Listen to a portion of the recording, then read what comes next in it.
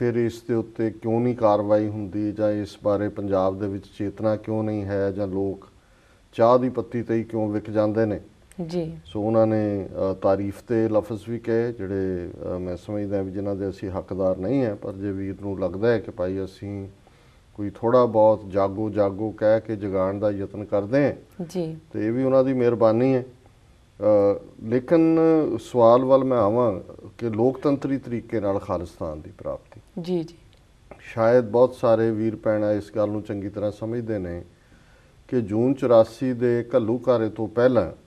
ਜੀ ਲਗਭਗ 2 ਸਾਲ ਧਰਮਯੁੱਧ ਮੋਰਚਾ ਪੂਰਨ ਸ਼ਾਂਤਮਈ ਤਰੀਕੇ ਦੇ ਨਾਲ ਹੀ ਚੱਲਿਆ, ਜੀ ਔਰ ਜਿਹਦੇ 'ਚ ਇੱਕ ਅੰਦਾਜ਼ੇ ਮੁਤਾਬਕ 2 ਲੱਖ ਤੋਂ ਜ਼ਿਆਦਾ ਸਿੱਖਾਂ ਨੇ ਗ੍ਰਿਫਤਾਰੀਆਂ ਦਿੱਤੀਆਂ। ਜੀ ਇੰਨਾ ਵੱਡਾ ਮੋਰਚਾ, ਇੰਨਾ ਲੰਬਾ ਵਕਤ ਸਸਟੇਨ ਕਰਨਾ ਔਰ ਇੰਨੇ ਨੰਬਰ ਦੇ ਵਿੱਚ ਗ੍ਰਿਫਤਾਰੀ, ਸ਼ਾਇਦ ਭਾਰਤ ਦੇ ਵਿੱਚ ਇਸ ਕਿਸਮ ਦਾ ਕੋਈ ਵੀ ਮੋਰਚਾ ਪਹਿਲਾਂ ਕਦੇ ਨਹੀਂ ਦੇਖਣ 'ਚ ਆਇਆ। ਜੀ ਇੱਕ ਲਹਿਰ ਜਿਹਨੂੰ ਗਾਂਧੀ ਦੇ ਨਾਲ ਜੋੜ ਕੇ ਬੜਾ ਕ੍ਰੈਡਿਟ ਦਿੱਤਾ ਜਾਂਦਾ 1942 ਦੇ ਵਿੱਚ, ਜਦੋਂ ਕਿ ਅੰਗਰੇਜ਼ ਦੂਸਰੇ ਸੰਸਾਰ ਯੁੱਧ ਵਿੱਚ ਫਸੇ ਹੋਏ ਸਨ ਜੀ ਤੇ ਗਾਂਧੀ ਨੇ ਐਜੀਟੇਸ਼ਨ ਸ਼ੁਰੂ ਕੀਤੀ ਸੀ ਕੁਇਟ ਇੰਡੀਆ, ਉਹਨੂੰ ਕੁਇਟ ਇੰਡੀਆ ਮੂਵਮੈਂਟ ਕਹਿੰਦੇ ਸੀ, ਜੀ ਕਿ ਭਾਰਤ ਛੱਡੋ, ਅੰਗਰੇਜ਼ੋ ਭਾਰਤ ਛੱਡੋ। ਜੀ ਔਰ ਉਹਦੇ 'ਚ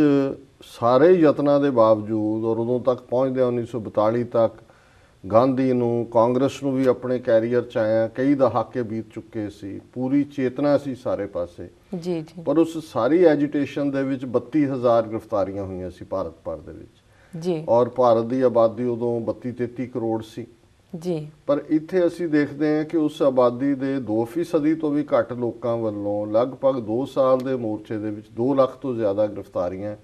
ਦਿੱਤੀਆਂ ਗਈਆਂ। ਪੰਜਾਬ ਦੀਆਂ ਜੇਲ੍ਹਾਂ ਭਰ ਗਈਆਂ ਸੀ, ਇਹਨਾਂ ਦੇ ਕੋਲ ਥਾਂ ਨਹੀਂ ਸੀ ਰੱਖਣ ਦੇ ਲਈ ਵੀ ਕੀ ਕਰਨ। ਜੀ ਜੀ ਇਸ ਸ਼ਾਂਤਮਈ ਧਰਮਯੁੱਧ ਮੋਰਚੇ ਨੂੰ, ਔਰ ਜਿਹੜਾ ਮੋਰਚਾ ਕੋਈ ਖਾਲਿਸਤਾਨ ਦੀ ਪ੍ਰਾਪਤੀ ਲਈ ਨਹੀਂ ਸੀ,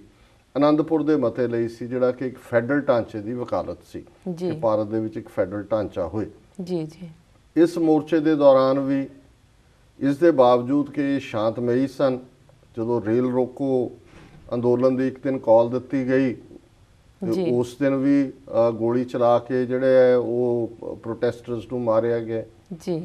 ਫਿਰ ਦਿੱਲੀ ਨੂੰ ਜਿਹੜਾ ਏਸ਼ੀਆਡ 82 ਦੇ ਵੇਲੇ ਉਸੇ ਦੌਰਾਨ ਏਸ਼ੀਆਈ ਖੇਡਾਂ ਆ ਗਈਆਂ, ਉਹਦੇ ਲਈ ਵੀ ਪ੍ਰੋਟੈਸਟ ਦਿੱਲੀ 'ਚ ਜਾ ਕੇ ਕਰਨ ਦਾ ਮਸਲਾ ਆਇਆ। ਜੀ ਤੇ ਫਿਰ ਕਰਨਾਲ ਦੇ ਨੇੜੇ ਗੋਲੀ ਚਲਾ ਕੇ ਉੱਥੇ ਵੀ ਜਿਹੜੇ ਨੇ ਵਰਕਰ ਅਕਾਲੀਆਂ ਦੇ ਜਿਹੜੇ ਉਸ ਧਰਮਯੁੱਧ ਮੋਰਚੇ ਦਾ ਹਿੱਸਾ ਸੀ ਉਹ ਮਾਰੇ ਗਏ। ਜੀ ਫਿਰ ਇਹ ਸਬਕ ਸਿਖਾਉਣ ਦੇ ਲਈ ਕਿ ਲੋਕ ਗ੍ਰਿਫਤਾਰੀ ਦੇਣ ਨਾ ਆਉਣ, ਤਰਨਤਾਰਨ ਦੇ ਨੇੜੇ ਜਦੋਂ ਕਿ ਇਹਨਾਂ ਦਾ ਕੰਮ ਕਰਨ ਦਾ ਢੰਗ ਇਹ ਸੀ ਕਿ ਜਥਾ ਅਰਦਾਸ ਕਰਦਾ ਸੀ ਅਕਾਲ ਤਖਤ ਤੇ, ਜੀ ਉੱਥੋਂ ਹਰਮੰਦਰ ਸਾਹਿਬ ਅਕਾਲ ਤਖਤ ਸਾਹਿਬ ਦੇ ਦਰਸ਼ਨ ਕਰਕੇ ਮੰਜੀ ਸਾਹਿਬ ਦੀਵਾਨ ਹਾਲ ਦੇ ਵਿੱਚ ਜਿਹੜਾ ਦੀਵਾਨ ਸਜਦਾ ਸੀ, ਜਿਸ ਨੂੰ ਸੰਤ ਭਿੰਡਰਾਂਵਾਲੇ, ਸੰਤ ਲੌਂਗੋਵਾਲ ਔਰ ਬਹੁਤ ਵਾਰੀ ਜਿਹੜੇ ਜਥੇ ਦੇ ਲੀਡਰ ਸੀ ਉਹ ਐਡਰੈਸ ਕਰਦੇ ਸੀ। ਜੀ ਤੇ ਫਿਰ ਉੱਥੋਂ ਜਥਾ ਮਾਰਚ ਕਰਕੇ ਅੰਮ੍ਰਿਤਸਰ ਕੋਤਵਾਲੀ, ਜਿਹੜੀ ਕਿ ਥੋੜੀ ਦੂਰੀ ਤੇ ਹੀ ਹੈ, ਉੱਥੇ ਜਾਂਦਾ ਸੀ। ਜੀ ਉੱਥੇ ਪੁਲਿਸ ਵਾਲੇ ਜਿਹੜੇ ਨੇ ਉਹਨਾਂ ਦੇ ਇੰਚਾਰਜ ਉਹ ਐਂਟਰੀਜ਼ ਕਰਦੇ ਸੀ ਰਜਿਸਟਰ ਦੇ ਵਿੱਚ, ਕੌਣ ਬੰਦਾ ਹੈ, ਕੀ ਹੈ, ਉਹਦਾ ਵੇਰਵਾ ਲੈ ਕੇ, ਜੀ ਔਰ ਉਹਨਾਂ ਨੂੰ ਫਿਰ ਜਿਹੜਾ ਗੱਡੀਆਂ ਦੇ ਵਿੱਚ, ਬੱਸਾਂ ਦੇ ਵਿੱਚ ਬਿਠਾ ਕੇ ਜਿਸ ਜੇਲ੍ਹ 'ਚ ਵੀ ਭੇਜਣਾ ਹੋਏ ਉਸ ਜੇਲ੍ਹ ਦੇ ਵਿੱਚ ਭੇਜ ਦਿੱਤਾ ਜਾਂਦਾ ਸੀ। ਬਹੁਤ ਵਾਰੀ ਉਹਨਾਂ ਨੂੰ ਫਿਰੋਜ਼ਪੁਰ ਜੇਲ੍ਹ ਜਾਂ ਹੋਰ ਥਾਵਾਂ ਦੀ, ਫਿਰੋਜ਼ਪੁਰ ਕਿਉਂਕਿ ਰਿਲੇਟਿਵਲੀ ਵੱਡੀ ਜੇਲ੍ਹ ਹੈ। ਜੀ ਸੋ ਇਸ ਦੌਰਾਨ ਹੀ ਇੱਕ ਜਿਹੜਾ ਯਾਤਰੀਆਂ ਦਾ ਜਥਾ ਜਿਹੜਾ ਕਿ ਫਿਰੋਜ਼ਪੁਰ ਲਈ ਉਹਨਾਂ ਨੇ ਰਵਾਨਾ ਕੀਤਾ ਜੀ ਉਹਨਾਂ ਬੱਸਾਂ ਦੇ ਵਿੱਚ, ਜਾਣ ਬੁੱਝ ਕੇ, ਕਿਉਂਕਿ ਇਸ ਕਿਸਮ ਦੇ ਕੰਮ ਇਹ ਹਦਾਇਤਾਂ ਦੇ ਹੁੰਦੇ ਨੇ ਉੱਪਰੋਂ। ਜੀ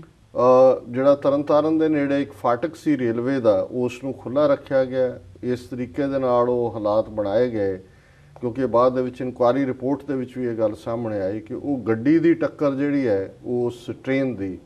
ਉਸ ਬੱਸ ਨੂੰ ਮਾਰੀ ਗਈ, ਔਰ ਉਹਦੇ ਵਿੱਚ ਕਾਫੀ ਵੱਡੀ ਗਿਣਤੀ ਦੇ ਵਿੱਚ, ਮੈਨੂੰ ਨੰਬਰ ਯਾਦ ਨਹੀਂ ਹੈ,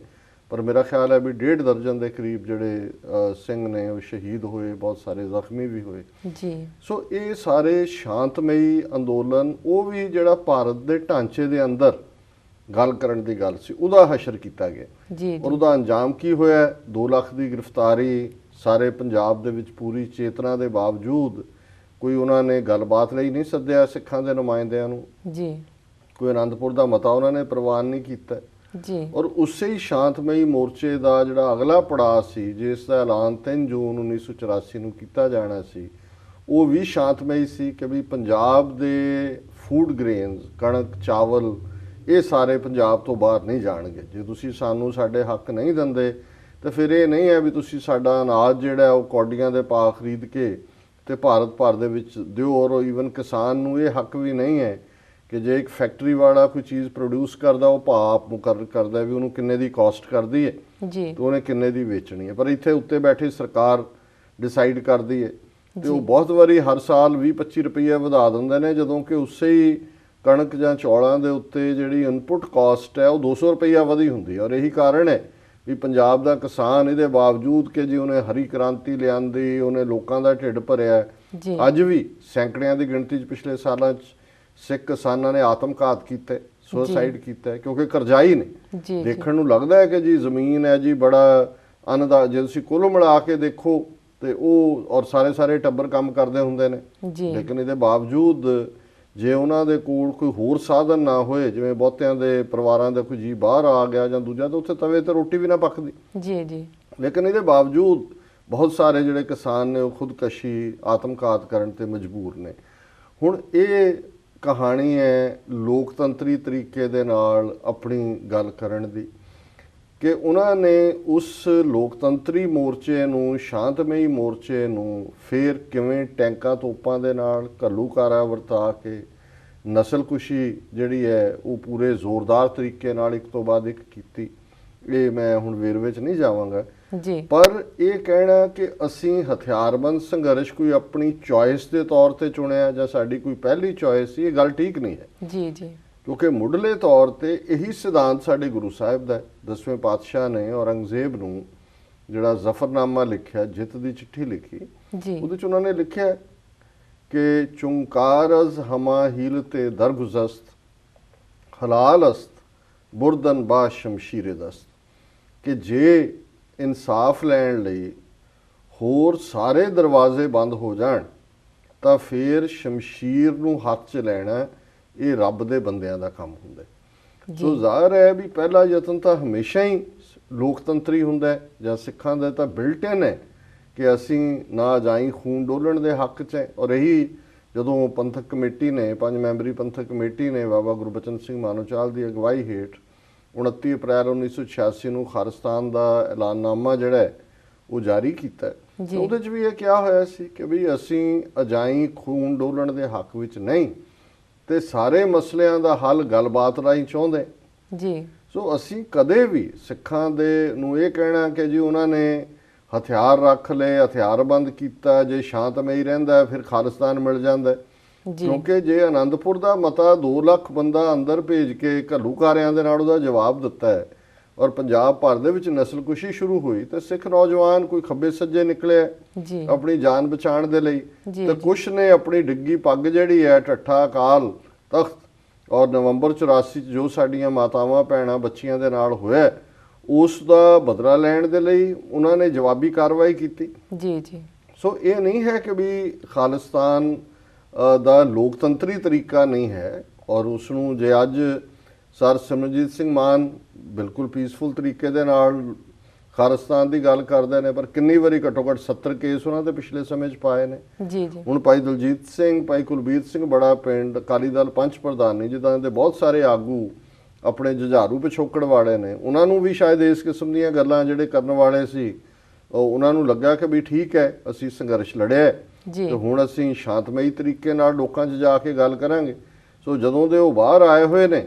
ਉਹਨਾਂ 'ਚ ਜੇ 10 ਸਾਲ ਨੇ ਤਾਂ 6 ਸਾਲ 7 ਸਾਲ ਅੰਦਰ ਉਹਨਾਂ ਨੂੰ ਝੂਠੇ ਕੇਸਾਂ 'ਚ ਰੱਖਿਆ ਹੋਇਆ। ਹੁਣ ਭਾਈ ਕੁਲਬੀਰ ਸਿੰਘ ਬੜਾ ਪਿੰਡ ਸ਼੍ਰੋਮਣੀ ਗੁਰਦੁਆਰਾ ਪ੍ਰਬੰਧਕ ਕਮੇਟੀ ਦੇ ਮੈਂਬਰ ਵੀ ਚੁਣੇ ਗਏ, ਇਹਦੇ ਬਾਵਜੂਦ, ਔਰ ਦੋਨਾਂ ਦੇ ਹੀ ਆਨੰਦ ਕਾਰਜ ਵੀ ਹੋਏ ਬਾਹਰ ਆਉਣ ਤੋਂ ਬਾਅਦ, ਤੇ ਦੋਨੋਂ ਹੀ ਅੱਜ ਜਿਹੜੇ ਨੇ ਫਿਰ ਜੇਲ੍ਹਾਂ ਦੇ ਵਿੱਚ ਡੱਕੇ ਹੋਏ ਨੇ, ਹਥਿਆਰ ਪਾ ਦਿੱਤੇ, ਘਰੋਂ ਚੁੱਕ ਕੇ ਜ਼ਲੀਲ ਕੀਤਾ, ਟਾਰਚਰ ਕੀਤਾ, ਹੋਰ ਜਿਹੜਾ ਉਹਨਾਂ ਦੇ ਉੱਤੇ ਝੂਠਾ ਅਸਲਾ ਪਾਇਆ। ਸੋ ਉਸ ਸਿਸਟਮ ਦੇ ਵਿੱਚ ਜੇ ਕਦੇ ਕੋਈ ਲੋਕਤੰਤਰ ਦੀ ਗੱਲ ਵੀ ਚੱਲੇਗੀ ਸਿੱਖਾਂ ਦੇ ਬਿਹਾਫ ਤੇ, ਉਦੋਂ ਹੀ ਚੱਲੇਗੀ ਜਦੋਂ ਦੂਸਰੀ ਡਾਂਗ ਤਗੜੀ ਹੋਏਗੀ। ਜੇ ਸਾਡਾ ਉਹ ਪ੍ਰਭਾਵ ਨਹੀਂ ਹੋਏਗਾ, ਡਾਂਗ ਵਾਲਿਆਂ ਦਾ ਡਰ ਨਹੀਂ ਹੋਏਗਾ, ਅੰਦਰ ਡੱਕਿਆ ਹੋਇਆ ਕੁਲਬੀਰ ਸਿੰਘ ਬੜਾ ਪਿੰਡ ਔਰ ਭਾਈ ਦਲਜੀਤ ਸਿੰਘ ਹੋਰਾਂ ਨੂੰ, ਮਾਨ ਸਾਹਿਬ ਨੂੰ ਵੀ ਜਦੋਂ ਮਰਜ਼ੀ ਚੁੱਕ ਲੈਂਦੇ ਨੇ, ਜਦੋਂ ਮਰਜ਼ੀ ਕੇਸ ਰਜਿਸਟਰ ਕਰ ਦਿੰਦੇ ਨੇ, ਤਰੀਕਾਂ ਭੁਗਤੀ ਜਾਓ। ਸੋ ਇਸ ਸਾਰੇ ਹਾਲਾਤ ਚੋਂ ਇਹ ਨਹੀਂ ਹੈ ਵੀ ਅਸੀਂ ਕੋਈ ਲੋਕਤੰਤਰੀ ਤਰੀਕੇ 'ਚ ਯਕੀਨ ਨਹੀਂ ਰੱਖਦੇ, ਪਰ ਅਸੀਂ ਸਮਝਦੇ ਹਾਂ ਵੀ ਉਹ ਹਾਲਾਤ ਬਣ ਜਾਂਦੇ ਨੇ ਕਿ ਜਦੋਂ ਇਨਸਾਫ ਨਹੀਂ ਮਿਲਦਾ ਤੇ ਫਿਰ ਸ਼ਮਸ਼ੀਰ ਨੂੰ ਹੱਥ 'ਚ ਰਹਿਣਾ, ਇਹ 10ਵੇਂ ਪਾਤਸ਼ਾਹ ਨੇ ਸਿੱਖੀ ਸਿਧਾਂਤ ਡਿਫਾਈਨ ਕੀਤਾ ਹੋਇਆ ਹੈ। ਫਿਰ ਜਿਹੜੇ ਇਸ ਰਸਤੇ ਤੇ ਤੁਰਦੇ ਨੇ ਉਹ ਸਾਡੇ ਯੋਧੇ ਨੇ, ਨਾਇਕ ਨੇ। ਭਾਈ ਬਲਵੰਤ ਸਿੰਘ ਰਾਜੋਆਣਾ, ਭਾਈ ਜਗਤਾਰ ਸਿੰਘ ਹਵਾਰਾ, ਪ੍ਰੋਫੈਸਰ ਦਵਿੰਦਰਪਾਲ ਸਿੰਘ ਭੁੱਲਰ, ਇਹਨਾਂ ਦੀ ਕੋਈ ਫਸਟ ਚੋਇਸ ਤਾਂ ਨਹੀਂ ਸੀ ਕਿ ਇਹਨਾਂ ਨੇ ਜਿਹੜਾ ਆਪਣੇ ਘਰ-ਬਾਰ ਛੱਡਣੇ ਨੇ, ਆਪਣੇ ਭੈਣ ਭਰਾ ਮਾਤਾ ਪਿਤਾ।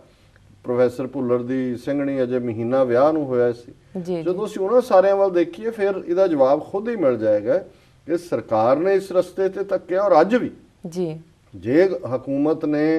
ਸਿੱਖਾਂ ਦੇ ਨਾਲ ਕੋਈ ਆਨਰੇਬਲ ਡੀਲ ਨਾ ਕੀਤੀ ਔਰ ਸਿੱਖਾਂ ਨੂੰ ਉਹਨਾਂ ਦਾ ਜਿਹੜਾ ਬੇਸਿਕ ਡਿਮਾਂਡ ਹੈ ਖਾਲਿਸਤਾਨ ਦੀ ਉਹਦੇ ਬਾਰੇ ਨੈਗੋਸ਼ੀਏਟ ਨਾ ਕੀਤਾ ਤੇ ਹਿੰਸਾ ਨੂੰ ਕੋਈ ਨਹੀਂ ਰੋਕ ਸਕੇਗਾ। ਇਹ ਬਿਲਟ ਇਨ ਹੈ। ਜੀ ਡਾਕਟਰ ਸਾਹਿਬ, ਇੱਥੇ ਲੈਣਾ ਇੱਕ ਛੋਟਾ ਜਿਹਾ ਬ੍ਰੇਕ। ਵੀਅਰਸ, ਵਿਚਾਰਾਂ ਦਾ ਸਿਲਸਿਲਾ ਇਸ ਤਰ੍ਹਾਂ ਜਾਰੀ ਰਹੇਗਾ। ਮਿਲਦੇ ਹਾਂ ਆਫਟਰ ਦਿਸ ਸ਼ਾਰਟ ਬ੍ਰੇਕ।